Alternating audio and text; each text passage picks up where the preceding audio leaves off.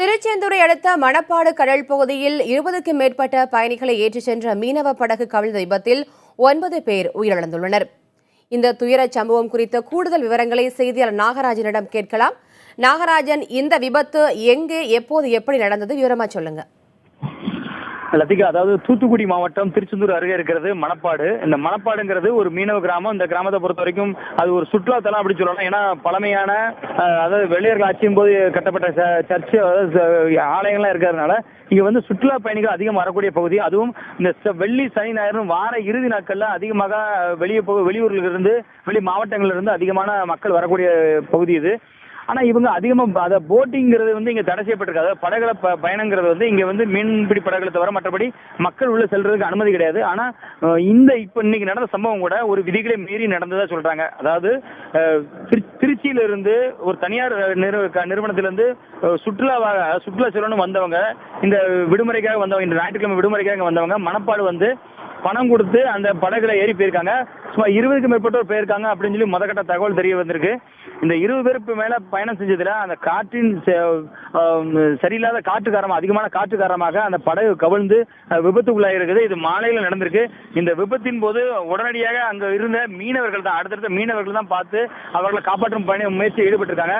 முதற்கட்டமா ஒரு 7 பேர் வரை மீட்கப்பட்டிருக்காங்க. அவங்களுக்கு சிகிச்சை அளிக்கப்பட்டதாக தற்போது முதற்கட்ட தகவல் தெரிய வந்தது. அதை தொடர்ந்து பார்க்கும்பொழுது தற்பொழுது முதலில் 4 பேரும், அடுத்து 6 பேரும், தற்பொழுது 9 பேர் வரைக்கும் உயிரிழந்ததா அதிகாரப்பூர்வமாக அறிவிக்கப்பட்டிருக்கு. இந்த உயிரிழப்பு எண்ணிக்கை கூட அதிகரிக்கும் அப்படின்னு மீனவர்கள் தரப்புலையும் இந்த காவல்துறை தரப்புலையும் சொல்லப்படுது. இருந்தாலும் தற்பொழுது மீட்பு பணியும் அதே போல தேடும் பணியும் தொடர்ந்து நடந்துட்டு இருக்கு. இந்த சம்பவத்தை பொறுத்த வரைக்கும் இந்த தற்பொழுது நடைபெற்ற இந்த, அதாவது அவங்களுக்கான சிகிச்சை கொடுக்கப்பட்ட இடத்துல திருச்செந்தூர் அரசு மருத்துவமனையும் தனியார் மருத்துவமனையும் சிகிச்சை கொடுத்தவர்களையும் அவங்க பின்னணி என்ன, யார் என்னங்கிறத விசாரிக்கும் பணியில காவல்துறை கண்காணிப்பாளர், அதாவது தூத்துக்குடி மாவட்ட காவல்துறை கண்காணிப்பாளர் திரு அஸ்வின் கோட்டிஸ் அவர்களும், அதே போல தூத்துக்குடி மாவட்ட ஆட்சியர் திரு ரவிக்குமார் அவர்களும் நேரடியாக களமிறங்கி ஆய்வு மேற்கொண்டு வராங்க. அவங்க என்னென்ன விசாரணை நடத்திட்டு இருக்காங்க, இதன் பின்னணி என்ன, விபத்துக்கான பின்னணி என்பது குறித்து முழுமையான விசாரணை நடத்திட்டு இருக்காங்க. ரத்திகா, நாகராஜன், இதில் அந்த பெண்கள், ஆண்கள் மற்றும் சிறுவர்கள் எத்தனை பேர் பயணிச்சிருக்காங்க? இது பற்றிய தகவல் எதுவும் தெரிய வந்திருக்கா? அதாவது உயிரிழந்ததுல பெண்கள் அதிகம் பேர் இருக்காங்க. அதனால இன்னும் கூடுதலா தகவல் என்னங்கிறது, அந்த அதாவது யார் பின்னணி என்ன என்பது குறித்த தகவல் முழுவதும் கிடைக்கப்பட்ட பிறகுதான் தெரிய வரும்.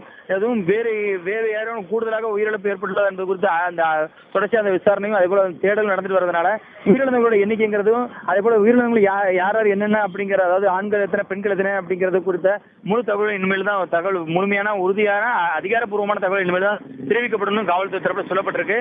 முதற்கட்டமாக கொடுக்கப்பட்ட தகவல்கள் எதுவும், அதாவது ஒரு தவறான தவறுகள் ஆயிடக்கூடாது அப்படிங்கிறதுனால காவல்துறை தற்போது விசாரிச்சு வராங்க. முழுமையான விலாசங்களோடு யார் என்ன பின்னணி என்பது குறித்த முழுமையான தகவல்கள் அந்த விசாரித்து எந்த பகுதியிலிருந்து வந்தார்கள் என்பது குறித்த முழு தகவல்களும், அதே போல இந்த படகு யாருக்கு சொந்தமானது, ஏன் இவங்க எந்த ஒரு பாதுகாப்பு அம்சங்களும் இல்லாம எதனால இவங்க ஏற்றிட்டு போனாங்க அப்படிங்கிற குறித்த முழு தகவல்களும் விசாரணைக்கு பிறகு தெரிய வரும்னு முதற்கட்டமா காவல்துறை தரப்புல சொல்லப்பட்டிருக்கு. சத்திகா, நாகராஜன், நீங்க ஏற்கனவே சொல்லியிருக்கீங்க, அதாவது சுற்றுலா பயணிகள் அதிகமாக வரும் பகுதி அந்த பகுதின்னு.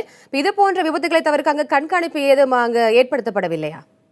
அதாவது இந்த மணப்பாடை பொறுத்த வரைக்கும் வருடத்துக்கு ஒரு முறை சர்ஃபிங் சொல்லி நடக்கும் அலைச்சறுக்கு போட்டி.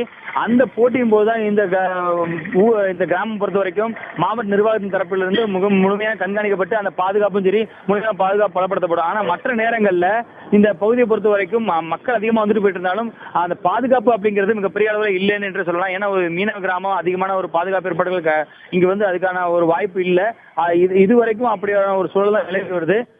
ஆனா இந்த சம்பவத்திற்கும் கண்டிப்பாக கூடுதலாக பாதுகாப்பு மட்டும் இல்லாது கண்காணிப்புகள் அதிகப்படுத்தப்பட வேண்டும் அப்படிங்கிறது இந்த பகுதி மக்களோட கோரிக்கையா இருக்கு. ஏன்னா இந்த வெளியூர்ல இருந்து வெளி மாவட்டங்கள்ல இருந்து வரக்கூடிய மக்களுக்கு இந்த கடலோட உண்மையான நிலை என்னங்கிறது தெரியாது. ஆனா அதிகமான அலை காரணமா, ஏன்னா அலை இருக்கிறதுனாலதான் இங்க அலைச்சேர்க்கை போட்டி நடக்குது அப்படிங்கிறாங்க. இங்க அலையின் காரணமா இந்த மாதிரி விபத்து ஏற்படுறதுக்கான வாய்ப்பு இருக்கும்போது அதிகமான பயணிகள் ஏற்று செல்வதும் தவறு அப்படிங்கிறது அவங்களுக்கு தெரியும். ஆனால் இதனையும் மீறி, விதிகளை மீறி இந்த ஞாயிற்றுக்கிழமை அப்படிங்கறதுனால ஏற்றிட்டு போயிருக்காங்க. இந்த ஒட்டுமொத்தமா 3 குடும்பங்கள் வந்திருக்கதா முதற்கட்ட தகவல் வந்திருக்கு. இந்த 3 குடும்பங்கள்ல சேர்ந்தவங்கல எத்தனை பெண்கள் உயிரிழந்திருக்காங்க அப்படிங்கிறதும், அது போல ஏற்கனவே மீட்கப்பட்ட குழந்தைகளும் இருக்காங்க. அதனால வேற ஏதேனும் குழந்தைகளும் இதுல சிக்கியுள்ளார்கள் என்பது குறித்த முழு தகவல்களும் அடுத்தடுத்த கட்ட தேடலிலும் அதுபோல விசாரணையிலும் தகவல் தெரிய வரும் அப்படிங்கிறது காவல்துறை தரப்பில் சொல்லப்பட்டிருக்கு. லத்திகா, நாகராஜன், இந்த குறிப்பாக கடலில் மூழ்கிய படகு வந்து எத்தகையது, அதில் எத்தனை பேர் பயணிக்கலாம், பயணிகள் செல்வதற்கு அனுமதிக்கப்பட்ட படகா, அது குறித்த ஆய்வுகள் எதுவும் நடைபெற்று வருகிறதா? அதாவது இந்த பகுதியை பொறுத்த வரைக்கும் பயணிகள் படகு அப்படிங்கிறது இந்த மணப்பாடை பொறுத்த வரைக்கும் கிடையாது. இது சுற்றுலா தலமாக இருந்தாலும் கடலே சுற்றுலா செல்வதற்கான ஒரு வாய்ப்பு கிடையாது. ஏன்னா அது ஒரு ஷூட்டிங் ஸ்பாட்னு சொல்லக்கூடிய அந்த மாதிரியான ஒரு நேச்சுரல் இயற்கை அமைஞ்ச ஒரு பகுதி. அதனால இந்த பகுதியில் கடற்கரை ஓரமா அலை இருக்காது, கடல் நீர் தேங்கின பகுதி இருக்கும். அதனால அங்க பார்த்துட்டு வர்றதுக்கும் அந்த கோயில் இருக்கிற மாதா கோயிலுக்காகவும் பார்க்க வர்ற ஜனங்கள் அதிகமாக வருவாங்க, மக்கள் வருவாங்க. இந்த நிலையில ஆனா இதுக்காக இந்த விசைப்படகு அதாவது மீன்பிடி படகு எடுத்துட்டு தான் இதுக்காக போயிருக்காங்க. அதுவும் பணம் கொடுத்து இங்க இருந்து அந்த மீன்பிடி படகு எடுத்துட்டு தான் போயிருக்கதா முதற்கட்ட தகவல் வந்திருக்கு. அதனால இது கண்டிப்பா விதிகளை மீறி தான் இயக்கப்பட்டிருக்கு அப்படின்னு சொல்றாங்க. அதனால இந்த விசாரணைக்கு பிறகுதான் இது ஏன் இயக்குனாங்க, இந்த படகு உரிமையாளர் யார் அப்படிங்கிறது குறித்த முழு தகவலும் தெரிய வரும் இருக்காங்க. அது மட்டும் இல்லாம இந்த விதிமுறைகளை ஏற்கனவே ஒவ்வொரு பகுதிகளும் அதாவது சுற்றுலாத்தலங்கள்ல எல்லாமே ஏற்கனவே அறிவுறுத்தப்பட்டிருக்கு. ஏன்னா சில மாதங்களுக்கு முன்பு தான் நெல்லை மாவட்டம் மேலப்பாளத்தை சேர்ந்த இங்க இருந்து குடும்பமா போனாங்க. சுமார் 4க்கும் மேற்பட்டோர் இதே மாதிரி உயிரிழந்தாங்க. எங்கன்னா நம்ம இந்த திருவனந்தபுரம் அருகே இருக்கக்கூடிய பகுதியில இதே மாதிரி ஆற்றங்கரையில படகுக்காக சென்ற பொழுது அந்த அலை அதிகமானதுல உயிரிழந்தாங்க. இந்த மாதிரியான சம்பவங்கள் தொடரக்கூடாது அப்படிங்கறதுக்காக பல்வேறு நடவடிக்கைகளை காவல்துறை தரப்புல எடுத்துட்டு இருந்தாலும் மீட்பு அப்படிங்கிறதுக்கும் அந்த அதாவது பாதுகாப்பு காரணங்கள் குறித்த அடையாளங்கள் அறிவுறுத்தும் சின்னங்கள் வந்து அதிகமாக வைக்கணும் அப்படிங்கிறது ஏற்கனவே நீண்ட நாள் எதிர்பார்ப்பாகவே இருந்துட்டு இருக்கு இந்த பகுதியில.